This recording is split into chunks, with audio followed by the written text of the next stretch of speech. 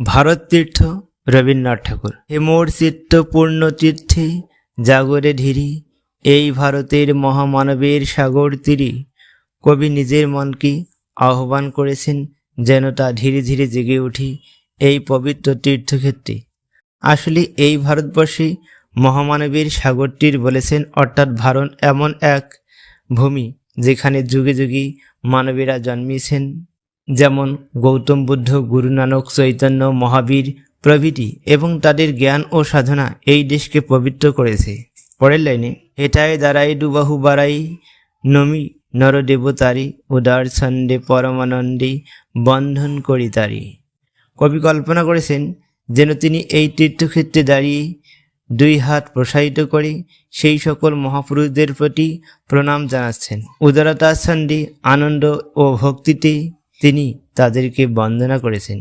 এখানে মহামানব বলতে সাধক, ঋষি, দার্শনিক, সন্ন্যাসী ও মহান ব্যক্তিদেরকে বোঝানো হয়। তারপরের লাইনে, ধ্যান গম্ভীর এই যে ভূধার, নদী জপমালা ধৃত পান্তর, হেটাই নিত্য হের পবিত্র ধরিত্রী, এই ভারতের মহামানবের সাগর তীরে।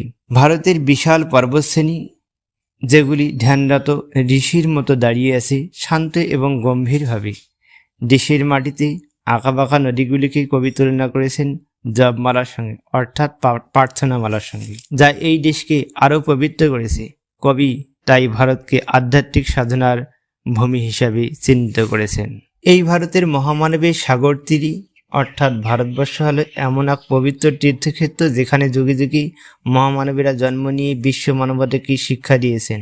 অর্থাৎ সাগরে যেমন অসংখ্য প্রাণী ও শৈবালের জন্ম, ঠিক তেমনি ভারতভূমিতে অসংখ্য মহামানবের জন্ম।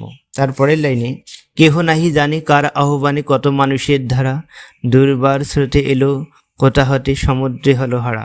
কবি বলতে চেয়েছেন কেউ জানে না কিসের ডাকি বা কার আহ্বানে যুগে যুগে এত মানুষ ভারতবর্ষে এসেছে। ভারতভূমি যেন বিভিন্ন দেশের মানুষকে আকর্ষণ করেছে। দুর্বার স্রোত, অর্থাৎ এই মানুষেরা নানা দেশ, জাতি, সভ্যতা থেকে দুর্বার স্রোতের মতো ভারতবর্ষে মিশেছে, যাকে তুলনা করা যায় যে সাগরে যেমন অসংখ্য শৈবাল, ঠিক তেমনি কিন্তু ভারতবর্ষে অসংখ্য মানুষের স্থান। তারপরের লাইনে, সঘুন দল পাঠান মুঘল, এক দেহে হলো লীন, পশ্চিমে আজি খুলিয়াছে দ্বার, সেটা হতে সবে আনে উপহার। সঘুন পাঠান মুঘল সহ আরও নানা জাতি ভারতে এসেছে এবং তারা মিশে গেছে। তারা নিজেদের সংস্কৃতি নিয়ে এলেও শেষ পর্যন্ত কিন্তু ভারতের সংস্কৃতিতেই মিশে গেছে। পশ্চিমে আজি খুলিয়াছে দ্বার, কবি বলেছেন এখন পশ্চিমের দেশগুলির সাথে ভারতের দ্বার উন্মুক্ত। পশ্চিমের দেশগুলি থেকে নানা বিজ্ঞান, সংস্কৃতি ভারতবর্ষে এসেছে। দিবি আর নিবি, মিলাবি আর মিলিবি, এই লাইনটির অর্থ কিন্তু সেটাই বোঝায়। এই ভারতের মহামানবের সাগর তীরে, অর্থাৎ কবি এক মহামানব এবং সেই মহামানবদের তীর্থক্ষেত্রের কথা বলেছেন।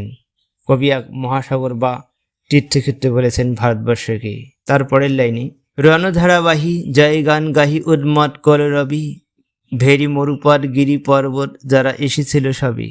ভারতের মাটিতে প্রাচীন ইতিহাসে অনেক যুদ্ধ হয়েছে। সেই যুদ্ধে বীররা বিজয়ের গান গেয়েছেন। তাদের যুদ্ধ ঢাকের আওয়াজে আকাশ বাতাস কম্পিত হয়ে উঠেছিল। আর তারা এসেছিল মরুভূমি, পাহাড়, পর্বত সব জায়গা থেকে, এবং তারা নানা ধর্ম বর্ণের মানুষ, কিন্তু সবশেষে এদেশে তারা মিলিত হয়েছে। তারা মোর মাঝে সবাই বিরাজে, তারা আমাদের সাথে এখন মিলে গেছে। আমার শনিতে রয়েছে ধ্বনিতে তার বিচিত্র সুর, হে রুদ্র বীণা বাজো বাজো বাজো, ঘৃণা করি দূরে আসো আজো যারা, বন্ধন আসিবি তারাও আসিবি দাঁড়াই ঘিরি, এই ভারতের মহামানবের সাগর তীরে। তারা মোর মাঝে সবাই বিরাজে, অর্থাৎ ভারতবর্ষে যারা এসেছেন তারা সবাই আমাদের সাথে মিশে গেছে। তারা আর এখন কেউই দূরে নেই, সবাই কিন্তু সমানভাবে আপন হিসাবে ভারতে ঠাঁই পেয়েছে। কবি সবার কণ্ঠে শুনেছেন, সেই সুর বিচিত্র হলেও মিলেমিশে এক অসাধারণ সঙ্গীত তৈরি করেছে। ভাংড়ি যেমন ভোজপুরি, পাঞ্জাবি, অসমিয়া, বাংলা প্রভৃতি গানের কিন্তু বিচিত্র সুর রয়েছে এবং সেই সব ভাষার মধ্যে আবার আঞ্চলিক ভাষার গান আছে, সেই সব ভাষার আবার বিচিত্র সুর রয়েছে। তাই এই সব গান কিন্তু আমাদের দেশে একটি বিচিত্র সুর সৃষ্টি করেছে এবং ভারতবর্ষকে একাকার করে দিয়েছে। হে রুদ্রবীণা বাজো বাজো, ঘৃণা করি দূরে আছো আজো। হে রুদ্রবীণা বাজো, ঘৃণা করি দূরে আছো। যারা আজও দূরে আছি তাদেরকে কবি ডাক দিয়েছেন এই ভারতের মহামানবের সাগর তীরে। যারা এখনো দূরে আছি তারাও একদিন এসে দাঁড়াবে ভারতের মাটিতে, ভারতের সংস্কৃতিতে। কবি ভারতের ভবিষ্যৎ নিয়ে আশা প্রকাশ করেছেন এবং বলেছেন আজও যারা ঘৃণার কারণে দূরে আছি, বিভেদের কারণে বন্ধুত্ব গ্রহণ করছে না, তারা একদিন সবাই মিলেমিশে একাকার হবে। একসময় তারা সকলেই ঐক্যের মহামন্ত্রে উদ্বুদ্ধ হয়ে ভারতের মহামানবের সাগর তীরে এসে মিলিত হবে। রুদ্রবীণা শব্দটি কিন্তু একটি প্রতীক রূপ। রুদ্রবীণা হলো মানবতার মহাশক্তি, যা সব বিভেদ মুছে দিয়ে মিলনের আহ্বান জানায়। এটা একদিন বিরামহীন মহা অঙ্করী, হৃদয়তন্ত্রে একের মন্ত্রে উঠেছিল রণরণী। এক সময় এই ভারতের মাটিতে যুদ্ধের বিজয় গাথা ধ্বনিত হতো। সেই মহা অঙ্কার ধ্বনি বা গৌরবময় আওয়াজ মানুষের মনে প্রতিধ্বনিত হতো। একতাবদ্ধ হয়ে মানুষ যুদ্ধক্ষেত্রের দ্বারা ভারতের ইতিহাসে এক বিশাল বিজয়ের রণধ্বনি গর্জে ওঠে। অর্থাৎ কবি বোঝাতে চেয়েছেন ভারত অতীত ইতিহাসে বীরত্ব, সংগ্রাম আর ঐক্যের মহিমা ছিল অত্যন্ত গৌরবময়। তপস্যা বলে একের অনলি, বহুর আহুতি দিয়া বিভেদ ভুলিল, জাগায় তুলিল একটি বিরাট হিয়া।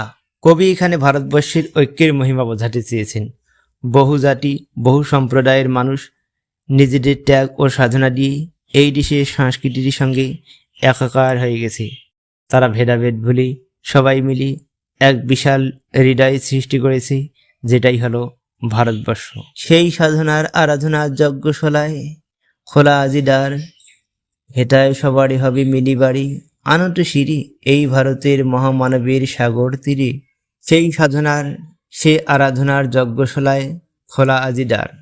অর্থাৎ কবি বলেছেন, কবি এখানে পরিষ্কারভাবে বোঝাতে চেয়েছেন ভারতবর্ষে আছে সেই মহান সাধনা আরাধনার যজ্ঞক্ষেত্র, যেখানে যুগ যুগ ধরে মহামানবেরা জ্ঞান সাধনা তপস্যার দীপ জ্বালিয়েছেন। আজও সেই সাধনার দরজা খোলা আছে সবার জন্য। ভারতের এই মহামানবের তীর্থক্ষেত্রে সব জাতি, সব মানুষের মিলিত হয়ে মানবতার বিশাল পরিবারে প্রবেশ করেছে এবং ভবিষ্যতে বিশাল একটি ভারতবর্ষ গড়বে। সেই হোমানালয় হেরো আজি, জলে দুঃখে রক্ত শিখা, হবে তা সহিতে মর্ম দহিতে, আসে যে সে ভাগ্যে লেখা। হোমানাল শব্দের অর্থ হলো অগ্নিকুণ্ড, যা তীব্র আগুনকেই বোঝায়। সেই বিপ্লবের আগুনই বীর শহীদরা নিজেদের জীবন উৎসর্গ করেছেন। তাদের রক্তে যেন আগুনের শিখা হয়ে এখনো জলে। এসো হে আর্য, এসো হে অনার্য, হিন্দু মুসলমান, এসো এসো তুমি ইংরেজ, এসো এসো এসো খ্রিস্টান। কবি আহ্বান জানাচ্ছেন আর্য, অনার্য, হিন্দু, মুসলমান, সব জাতি ও সব ধর্মের মানুষ এসো, একত্রিত হও। ভারতবর্ষ সবার জন্য উন্মুক্ত, এখানে কোনো জাতি বা ধর্মের ভেদাভেদ নেই। এসো এসো ইংরেজ। কবি পশ্চিমী মানুষদের ডাক দিচ্ছেন, ইংরেজ, খ্রিস্টান সকলকে ভারতের তীর্থক্ষেত্রে স্বাগত জানাচ্ছেন। এসো ব্রাহ্মণ সূচি করি, মন ধর হাত সবাকার, এসো হে পতিত, হোক অপমানিত সব অপমান ভার। যাদের সমাজে পতিত বা অবহেলিত বলা হয়, কবি তাদেরকে স্বাগত জানাচ্ছেন। তাদের সব অপমান ভার যেন সমাজ গ্রহণ করে এবং তাদের মর্যাদা দেওয়া হয়। মার অভিষেকে এসো তারা, মঙ্গল ঘাট হয় নিজে ভরা, সবার পরশী পবিত্র করা তীর্থ নিরি, আজই ভারতের মহামানবের সাগর তীরে। কবি মাতৃভূমি ভারতবর্ষকে আহ্বান জানাচ্ছেন। মাতৃভূমির পূর্ণতা বা পূর্ণ অভিষেকই কিন্তু এখনো হয়নি। কবি মাতৃভূমি ভারতবর্ষকে আহ্বান জানাচ্ছেন, মাতৃভূমির পূর্ণ অভিষেক কিন্তু এখনো হয়নি।